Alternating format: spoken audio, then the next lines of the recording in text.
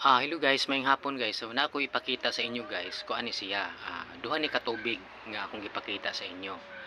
Ang tubig nga natural nga nagtubod gikan sa bukid ug ang tubig nga komersyal o kaning gigamitan og filtration kanang pagsala sa tubig. So kani siya nga tubig guys, mo ni siya ang bottled water, distilled water o refilling station water.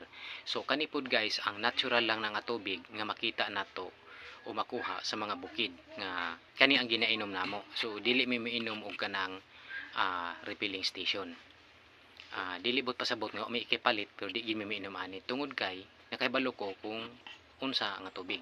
So karon guys ipakita nako sa inyo kung unsay resulta sa test ani nga tubig para mahibaw-an ninyo.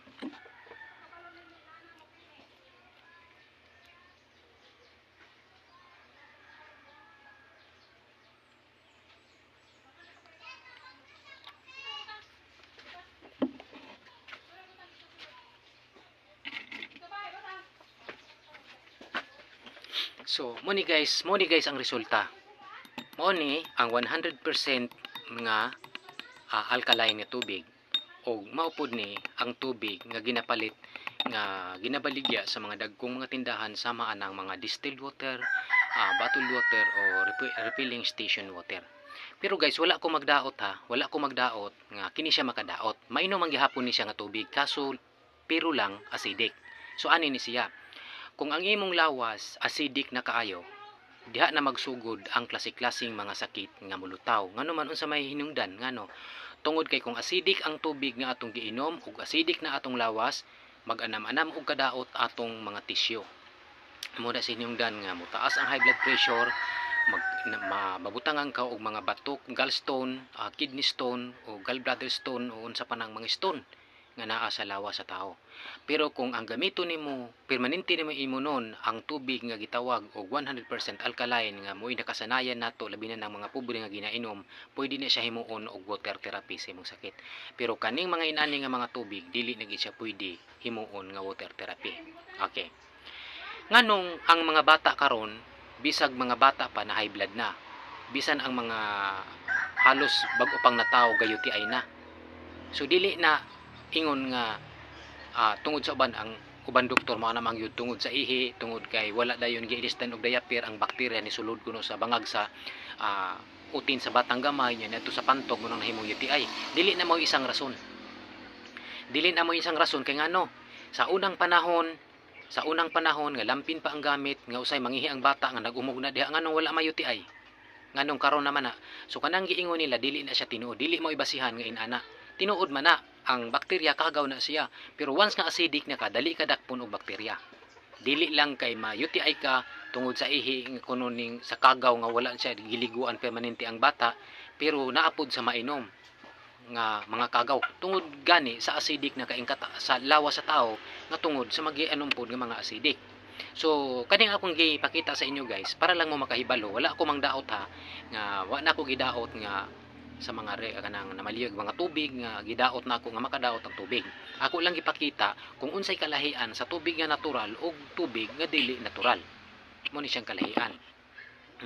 Karon guys, napoy uban nag-studies ani kanang mga doktor o mga chemist nga nag-study kuno nga ang ngano kuno na acidic ang tubig tungod kuno sa filtration. Pero di na siya tinuod ay mugtuwa na kay ang nakapa-acidic ani dili ang pagfiltration sa tubig, dili na siya mawala ang alkaline, dili na mawala kung sa laon na di na mawala ang alkaline. Tungod kay ang alkaline pino kay na grabe na kagagmay kay molecule o mga minerals nga nasa tubig, hindi na siya pwedeng mawala, di na pwedeng masala, mulusot gihapon na siya. Unsay nakapa-acidic ani kanang gitawag nila artificial inorganic magnesium salt. Kay mo man na ilang ibutang pang patimpla pang palasa magnesium salt ug unsa pa nang mga asin nga ilang ibutang anang sa mga refilling nga pampalasa ana nga mahimo siyang tubig nga lay miimnon. Pero kana siya inorganic na, dili na natural nga magnesium. Inorganic, pag inorganic gani artificial. So acidic. Pag organic alkaline. Amo ni siya. Kani nga mga tubig na ani siya magnesium. Puno ni sa mga minerals, magnesium, calcium, potassium, mo ni siya ni alkaline. Pero kani inorganic na magnesium, inorganic na calcium, di acidic kay inorganic man, hinimo man, di man natural, mo ni sila'y kalahian. Pero wala ko nagpasabot nga kani siya dili pwedeng mainom. Mainom gyapon ni, kaso nga lang acidic. So mag-anam-anam siya og dugang sa lawas sa tahon tun acidic, labi na ng mga bata nga ang gitimpla sa gatas kanang distilled. Depende na ninyo ha. Pero kani ako lang ning ipakita sa inyo para pud mo masayod. Pero ako sa ako kabalo ko kung sa pagtanggal ani. Pero ang uban wa jud kabalo ana unsay pagtanggal sa acidic sa tubig. Pero ako kasayod ko ani unsa ang pagtanggal. Kanang mapalit ko matukog butuan, mapalit kog tubig. Pagdadyo ko pangtanggal ana, kanang makapalit kog bottled water, ako gini siyang butangan para mawala ang acidic. Kay kung magsige kog inom og tubig nga kanang nagikan sa mga bottled water, maglaay man akong kuto-kuto. Tungod man na siya sa acidic. Mo na nga maglikay jud ko ana. Maglikay ko sa mga acidic. Pero butangan ko ni siya, inani na ang resulta. Kabalo jud ko ani mo tanggal, pero ang uban ana wa jud kabalo.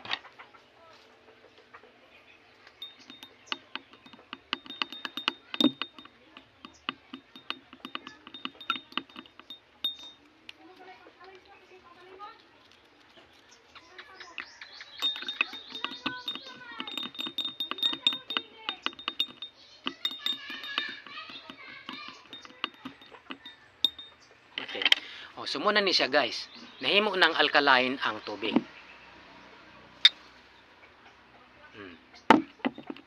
Nahimo ng alkaline ang tubig, pwede na siya imnon. Kung ay halimbawa bata timplahan og kuan, butangan nako ana para matanggal ang acidity. Para dili na mudagdag pa ang acidic sa lawat sa tao.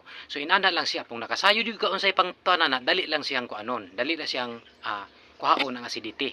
Pero kung wala kay di ka kabalo, wa jud kay mahimo. Magkagulingong ginagtaas ang acidic sa imong lawas, gumikan ana. Ang kani siyang natural nga tubig guys, pwede ni himo ang water therapy sa lawas sa mga sakit. Pero kaning mga napalit nato sa mga tindahan nga tubig, di na siya pwede. Magsamot lang nga magsamot inyong sakit. So, maro to guys. So, please share my videos para po makita sa uban nga ang kalainan sa duha ka tubig nga atong ginainom. Tubig nga natural o tubig pod nga commercial. So, maro to guys. God bless you all. Bye-bye.